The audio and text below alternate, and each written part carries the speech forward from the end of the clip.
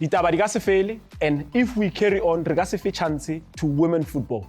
But Mzansi Fundis makes a priority hore re fa basadi tšhono ya gore ba bue ka bolo. Jess Aunty Diski will be unpacking the story on her story. Let's hear what she has for us. Thank you very much, Lekoko Lasveisi. Another day, another dollar. Asambe Sewabona. We are here today. This is the Her Story segment. Again, the time where we celebrate our African queens that are always putting us on the map. I'm so excited to be joined by Ayesha Moosa, a player from UJ, who's going to be telling us a little bit about her story. Hey, Mama. Hello. How are you? I'm good, thanks. Good, thank you. Thank you for squeezing us in your busy schedule.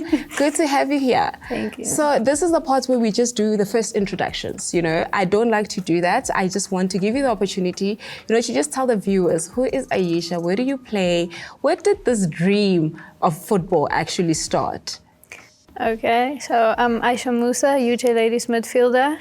For me, football started in my backyard. So I have 4 brothers and they're all older than me, so I was just tailing them along life. So yeah, that's how I got into soccer. And did you play any other sports, or it was just, I resorted to football because my brothers were playing football? I mean, at home, we only played football, but when I was in primary school, I did get into long jumps and running and volleyball as well. Yeah. And was it not giving for you? Like, what made you say football is home? I mean, I enjoyed other sports, but I think being in the environment I was, I seen more of a pathway in football than I did in other sports. And I think hearing people say, oh, you're good at it, or you're there's something, I think it just motivated me more to go into soccer. I like that. And you spoke about environment. Where did Ayesha grow up, and how was the support structure in that community? Because we know in a lot of communities, girls playing football is not something that's really promoted, celebrated, and that kind of thing. But with where you grew up, do you think there was a lot of people, pushing you to play football as a girl?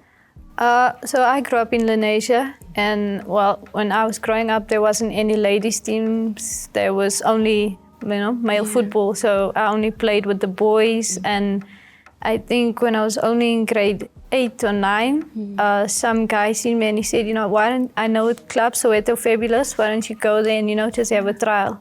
And that's when I only got into, taking soccer serious, playing proper 11-a-side. And I love that. Let's take us through your journey of football. Where did you start actually playing for a team, before you came to UJ? Because we know you now at UJ, we see you in the structures of your USAs and all of that, national team as well. But which teams actually made Ayesha?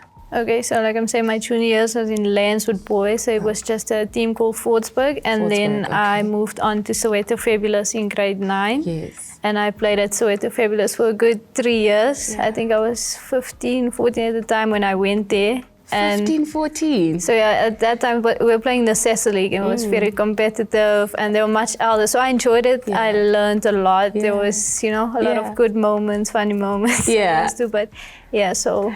I want to ask you a question. So you've played in the Sasol structures, and you're now playing in the Hollywood Bets Super League structures, which is the senior women's national team league. What are some of the differences that you have basically picked up between these two leagues, and maybe some of the growth that you've adopted when you're coming into the senior space? Okay, so in women's football there has been growth. I mean, there's still much more that can be done in women's football, but I feel there has been, a big jump from where we were. When I started in Sasol, at that time it was the highest, and it was competitive, it was new for me, but when we took the jump to Hollywood Bets, I mean, it went to a different level, and it keeps growing. Like, as you see, the league is getting more intense, more competitive, so I think it was a big growth. We still have, a long way to go, but I think there's been a huge That's amazing, Ayesha, and we now see you in the national team structures. How does that feel? Because I feel like when you're young and you're growing up and you find an opportunity to play with the boys, and then now you go to Soweto, then now you go to UJ. But when you get that call up to go into the national team, I can't explain what that feels like, because I wish I could be called up to go to the national team. But take us through the emotions of your first national team call up, whatever rank it was.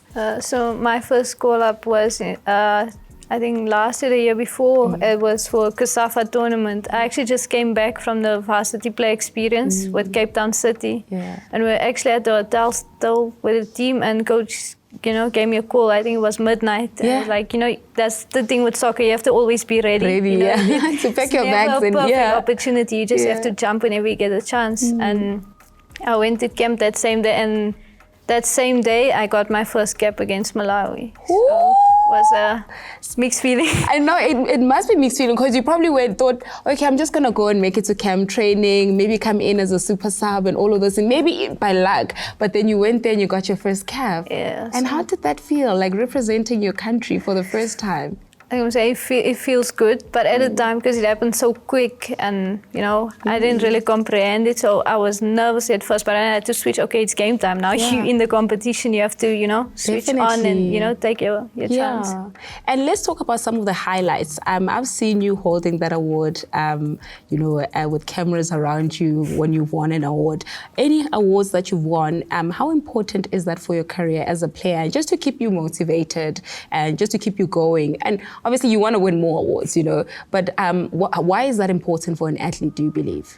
I think, it's just that feeling of like knowing your work is being recognized. People see you, and it gives you extra push. I'm not saying you should, depend on people or awards to push your career, but it helps having, an extra motivator. And so, yeah. Staying motivated, let's talk about the importance of a support structure in a player's life.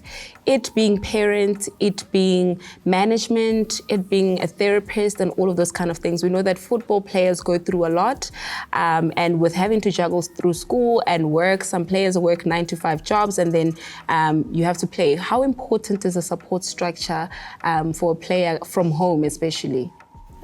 I think it's one of the most important things. I think, having a good support system and good people in your ear always help guide your career, because it's a very messy journey. Yeah. It's a lot of ups and downs, roller coaster. So I think, having people that can have the hard conversation with you and tell you, listen, you're going wrong, you need to, come back on par. I think that's very important. I like that. And let's talk about the future, right? And what is in the pipeline for you.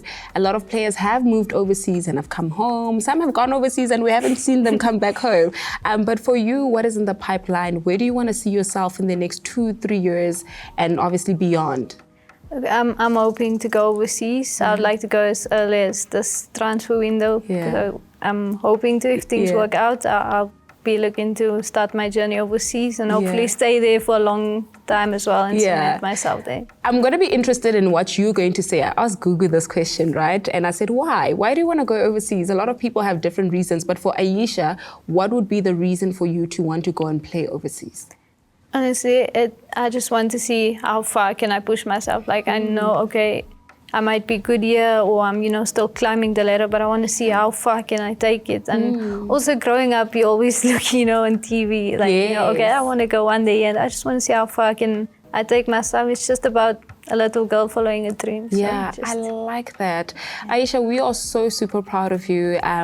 We see the magic that you create on the field. You're so resilient. You are a dynamite on that field. Your pace is something that is, I look at you sometimes, I'm just like, oh, I need to go back and actually start kicking the ball. But we want to wish you all the best. And with the parting shot, I just want you to maybe just an inspirational final, line for a kid in Lenasia, somebody who's upcoming, who doesn't think maybe their environment can get them to where you are now. Just something to motivate them going forward. You put me on the spot there. On purpose. I'll just say, be okay with the unknown. There's a lot of times in soccer where you don't know what's going to happen in your journey. So just, be okay with the unknown.